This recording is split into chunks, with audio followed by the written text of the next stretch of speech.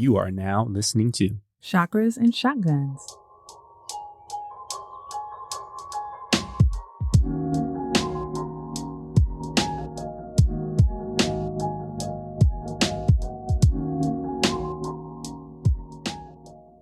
Welcome to Chakras and Shotguns, the podcast that guides you on a journey of spiritual development and personal preparedness. I'm Jen, a former lawyer, a yoga instructor, and a human design manifester.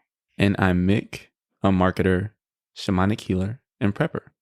The indigenous people of South America hold the key to a variety of healing and plant medicine. Today, we're chatting with Caara Lovick of Traditional Medicine Miami, who works directly with indigenous people of the High Andes and the Amazon. She'll break down the various healing methods and plant medicines used by these groups. But before we get into all of that, we want to remind you to sign up for our Patreon. Stay tuned until the end of the episode to hear more about exclusive content that we'll be adding for our patrons. All right, we're going to get into a little bit of breath work. We do this at the start of every episode to help us get into a mindful place. All right, find a comfortable seat if you can. Rest your hands on your knees and just ground yourself into this moment.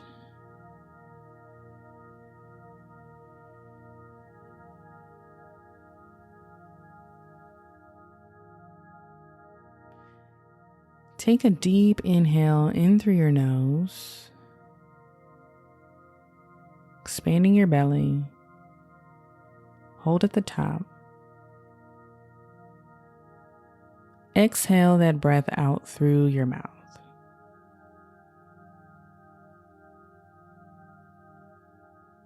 Inhale through your nose. Breathing into your lungs. Hold at the top. And exhale that breath out through your mouth.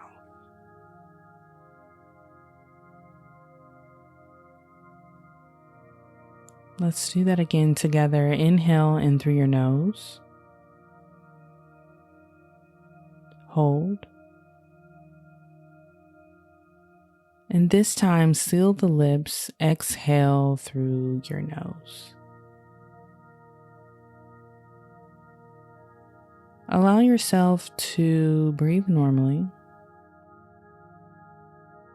Maybe soften your gaze down to your lap, or you may even close your eyes. Today, we are going to incorporate a mudra, which is gesture or seal in Sanskrit, and it is incorporating your hands into a meditation practice. The different symbols that you do with your hands are meant to influence the way your prana or your life force energy moves through your body for that intention. So taking each hand,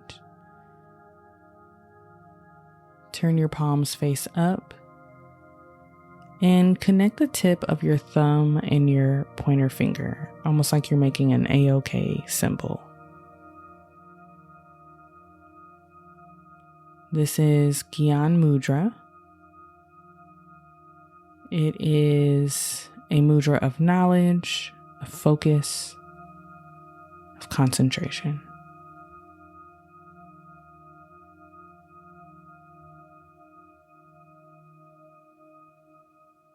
With that as our intention, maybe a question bubbles up, something that you would like some clarity on,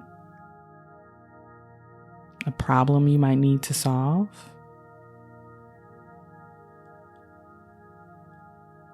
Offer up that question, the thing you need knowledge for, and make that your intention as you hold this mudra.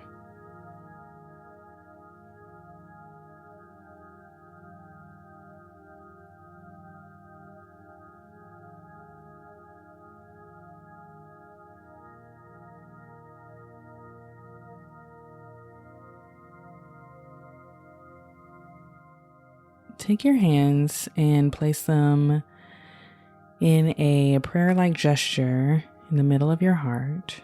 It's Anjali Mudra. It's a symbol of gratitude. And allow yourself to feel gratitude for this question that is already answered, for this problem that is already solved, for resolution. Allow yourself to feel that in your heart space. Feel that emotion. From the tips of your toes to the crown of your head.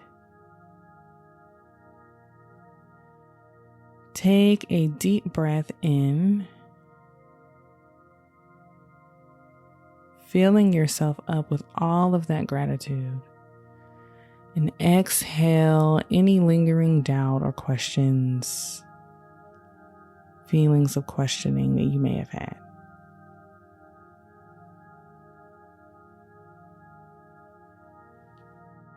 Slowly open your eyes if your eyes were closed. Allow yourself to come back into the room.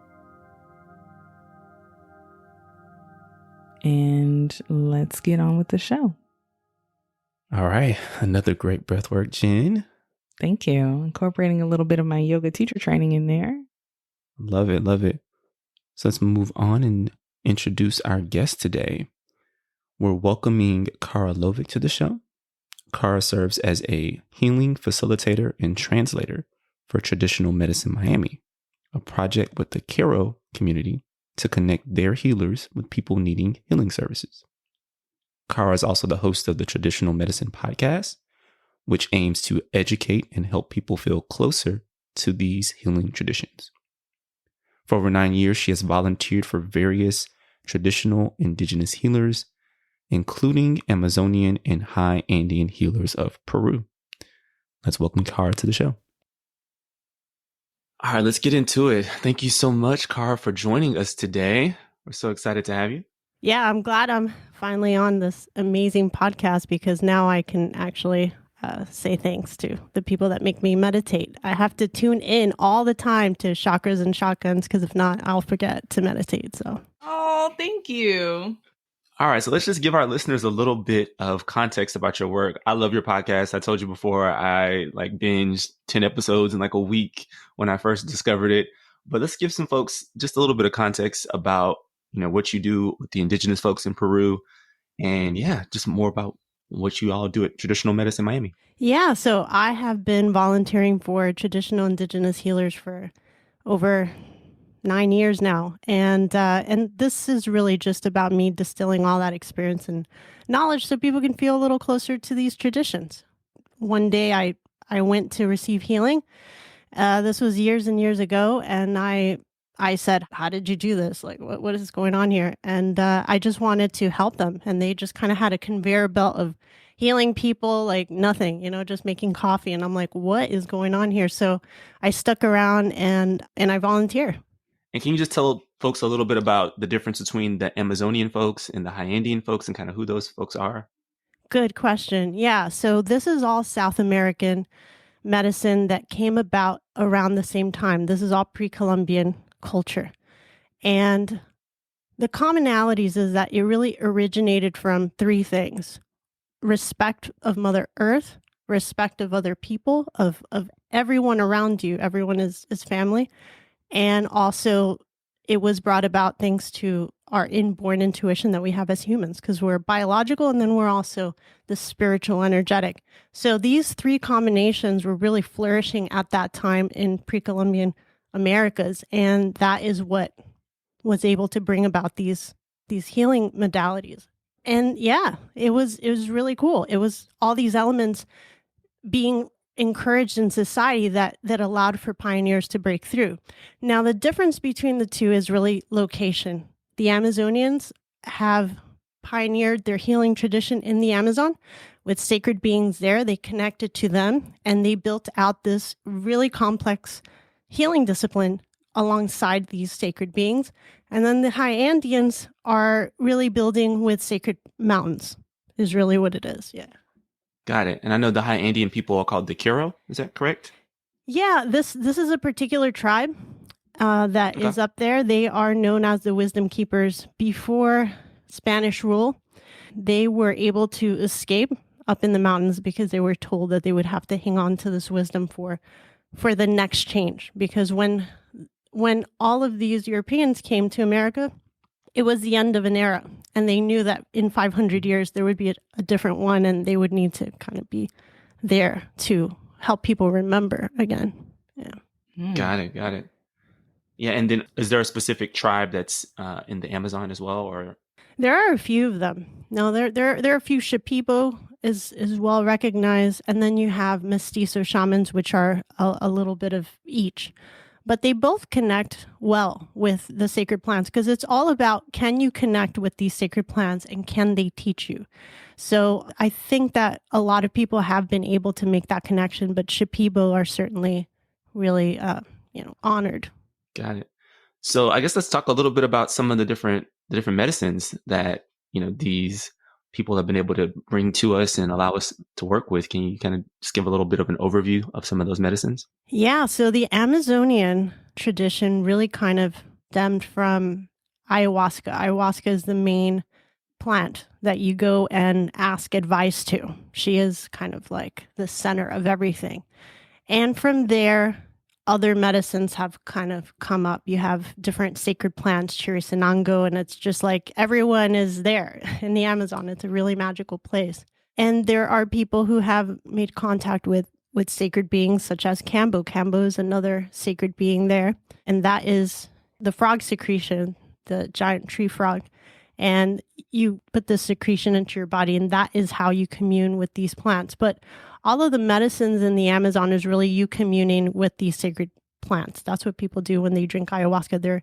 They're connecting, they're allowing the sacred plant into their bodies. And that is how that sacred plant is able to help, because she is seeing everything that's going on with you biologically, spiritually, energetically, everything. And she is able to kind of connect the dots for you. Awesome. That's amazing. Now, for the high Andes, they work with sacred mountains and they work with Mother Earth. And it's different. They don't use any plants. They don't have to ingest anything. It's really, that one is like, they're the classical players of this entire thing. That's why they're known as wisdom keepers. It's really complex. Their tradition is really, it's just genius. It's really genius, really mathematical, really simple. But in the Amazonian tradition, you integrate these sacred plants into your body and they help you out this way. Over there, you are integrating your energies with Mother Earth and the sacred mountains, and they're the ones that are kind of helping you. And we're always taking in energy from Mother Earth. We are, we're always drinking water, we're always eating, but we're also always taking in energetics from her. We just don't always see it. So they understand this. And so when you're sick, they kind of just like give you a boost of that energy that you naturally get, but like really kind of navigate that with them alongside of sacred plants, alongside with Mother Earth. So that's kind of what the high Andeans do. Interesting. And I think it was either on your show or Mik was telling me about this, but the Caara people don't believe that marijuana is a plant medicine. Yeah, it's not just them, it's the Amazonians. And I began my journey with the Amazonian tradition, and I was volunteering for an Amazonian healer by the name of Gardel. And prior to ayahuasca, you never have, that's unthinkable. You do not take marijuana before, any drugs, things like that. But everyone's like, okay, they're kind of just picky about what you're putting in your body because you need to let this plant take control, right? And one day somebody asked, hey, Gardel, this is my Kambo teacher. Gardel, is marijuana a medicine?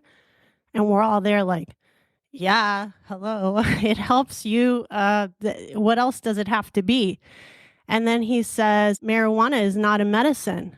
And we were like, what? And we had to we were beating him up about this. Like, we need answers. What do you mean? What? It relaxes people. It helps people with pain. I mean, come on. Like, people are having, seizures. It's helping with that. It's helping people that have cancer kind of cope with it. What do you mean this is not a medicine? And he said, I said what I said. It's not a medicine. Okay, well, why is it not a medicine? Because a medicine has the ability to change you energetically, so you don't have to do that again. We don't have to take ayahuasca for the same thing over and over and over and over and over. That's not a medicine. If you have to take it over and over, and if you have to stop and then the symptoms come back, that is not a medicine. And I said, wow, that's interesting. And then the Caara, once I was learning from them, then I was able to see a lot of really messed up complications that come from marijuana. And I was like, what? This entire time, are you telling me that, what? This is wild. Because for example, we would help somebody heal and they were good. And then they come back and they have a complication in their field. And I could tell right away because I learned these things. And I said, what happened to you? And I said, what did you do? And knowing me at this point, I knew what was going on. I said, did you smoke marijuana? And they said, yeah. And we checked. I never tell the Caara anything. And I said, hey, can you check this person out? Because they're not feeling so well. And they're like, yeah, they have a delay in their field. And I said, how did they get it? They were smoking marijuana with someone that had another delay in their field. And I said, are you telling me that it passed through the smoke energetically? They're like, yeah. And I've experienced it myself because I was sleeping in a house that had people that were smoking in the lower floor. And in my dream, because you're susceptible in dream, you relax. You're not, And it came through there. And I said, what is this? And I said, what happened? What the heck just came in my dream? They're like, someone was smoking and their delay passed through the smoke. And I said, what? It was weird. It's a very strange thing. Wow. Interesting. Yeah, you mentioned in there delays in the energy field, and I know from listening to your show what that's all about, but could you explain a little bit more about what a delay in the energy field is? Yes, I use the terminology that the Caara use because it's really genius. It's really simple.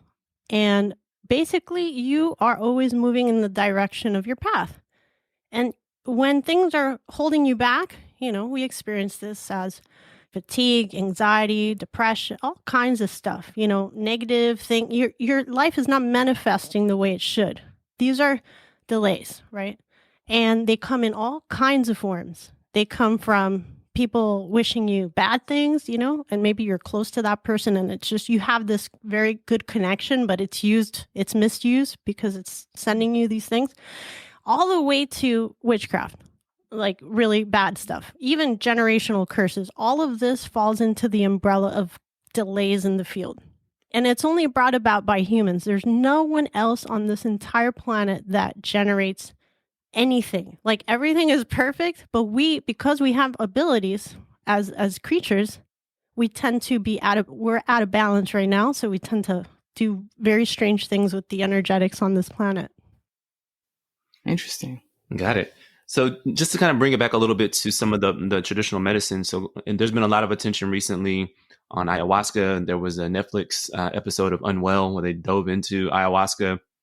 They went into some of what they perceive as potentially some abuse that may be happening with Westerners coming into South America to experience the medicine and maybe not respecting it as much as they should be. So I just love to kind of hear your perspective on, should we as Westerners be seeking out this medicine and going specifically to Peru in like a tourist type way, or what's the best and most responsible way for us to kind of... So right now we're having we're going through a lot of changes as a planet right now. Okay. These traditions have been held because they are one of the keys that are needed to unlock humanity's next step forward. So we get stuck on is it appropriation? Is it this? When something much, much bigger is happening right now, much bigger. And these traditions have to be open because there's going to be people with the kind of energetics we need to unlock energetically what is holding us back as a humanity. So it's very important that this path continues to be paved because those people have to be freed. They're going to come in from different realms, heavenly realms that come here they incarnate to reach levels of higher consciousness, enlightenment. They're going to be tested a lot if they want to enter here, but they need some help because right now we're not fighting a fair war, right? It's too much dark. We're out of control. We're so out of control. It's really, really dangerous. So these medicines are some of the only hopes we have in order to get back on track. And there are people incarnating right now to help us, but they are going to need the support. They need to blossom their energetics into what they need to become, to relieving, for example, suicidal ideation. A lot of these people are facing that. A lot of these people are challenged in all kinds of ways. We have to help them because they are a key for us to move forward in the future. They are going to be our leaders. They're going to be our innovators. They're going to be the people that are going to do some very powerful things. And we have to have this medicine there for them. Not everyone's going to take it. Trust me. Not a lot of people do. You'll have some people there that, they're on their own path. They're disrespectful. Absolutely. I mean, for sure. I mean, if you go to ayahuasca groups, only 40% think that it's absolutely necessary to listen to indigenous people about their own medicine.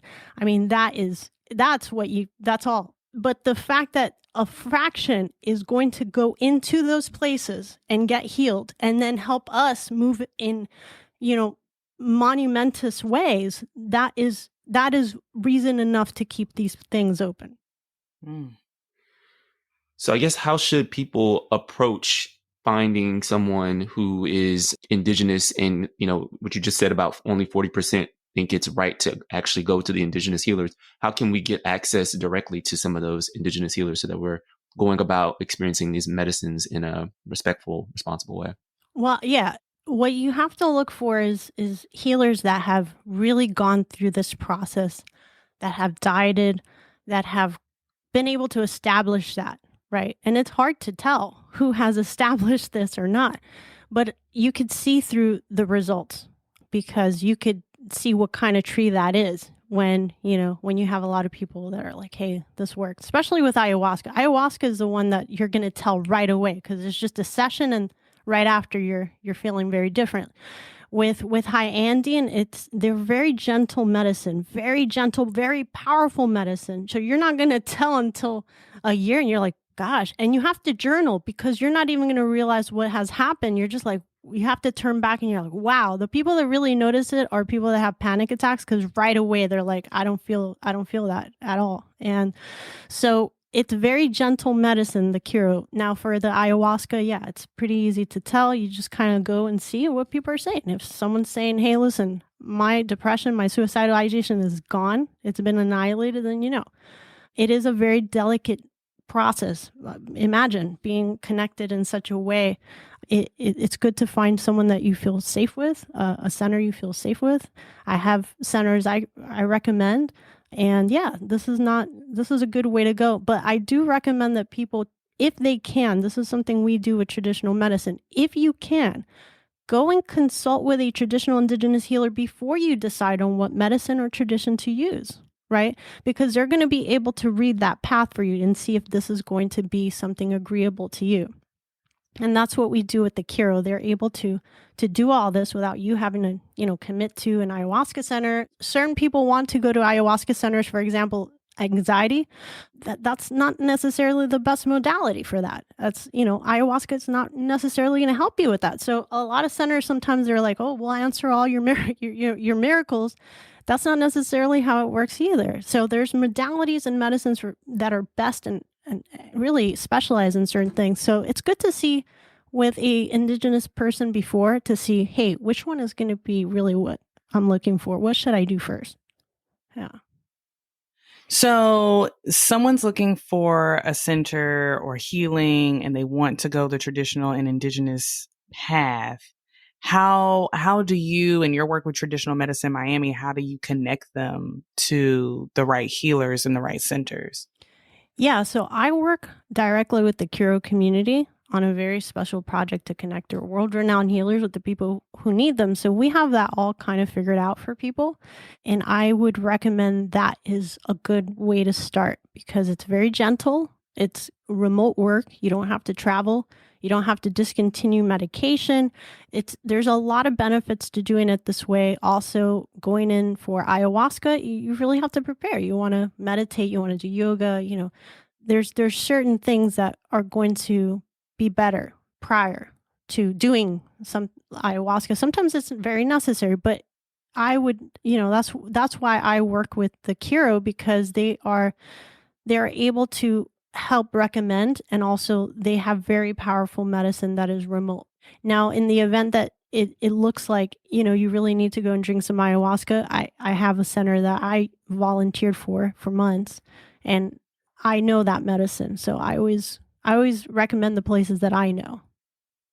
What was probably the most amazing or like life-changing healing that you've witnessed with your work with the Caara? Wow. It's tough to answer because it's been fentanyl addictions. It's been, it's been anxiety. It's been health problems that I've seen people just, turn around. People have found their path, after, kind of struggling to figure things out, because energetically they kind of lined you up so that you can really go the direction you need to go. There's so many things I think that I've seen that I'm just like blown away. But I feel, obviously, I'll say my own experience, because I'm just really grateful to be able to see this kind of side of life. I think that is the most amazing thing. When you experience it yourself, when you've been on this path and then you see it for yourself, I think that is always going to be something you're always going to be very grateful to see. But I've just seen too many things, like too many life-changing things very easily. Like, just like we're making coffee, they don't celebrate, they don't do nothing. It's just person after person. It's a revolving door. And they deal with like crisis. Really, that's what they do. They don't see people again. They see people once, twice, that's it. Yeah, it's really cool. Wow. That's awesome. So can you just tell people where they can find you and maybe a little bit about the podcast? Yeah, if you want to check out more about these traditions, check out Traditional Medicine Miami. That is going to help you understand things a little bit better from an insider's perspective. And also, if you want to check out some healing, traditionalmedicinemiami.com is where you can check out some different plans. So if, for example, you're struggling with addiction and nothing has worked, this is going to help you bring, urges down to like nothing. It's going to alleviate things a lot for you. So there's different plans there. So if anybody wants to check something out, yeah, go ahead and check that out. Awesome. Well, thank you so much for joining us today, Caara. We really appreciate it. Thank you. Yeah, thanks for having me. We want to thank Caara again for joining the show. It was so amazing hearing about her work. Also, as promised, we wanted to give you a peek into the new content that we're adding to our Patreon very soon. Mik actually had the opportunity to do a reading with the Caara, and he had a delay in his energy field. Basically, the haters were hating, and it's a very juicy story. I know when he was giving me the play-by-play, like I was on the edge of my seat. So if you want to hear his story and his experience working with the Caara, definitely go to our Patreon and become a patron. And finally, guys, if you're loving the show, please subscribe and give us 5 stars wherever you listen. Namaste.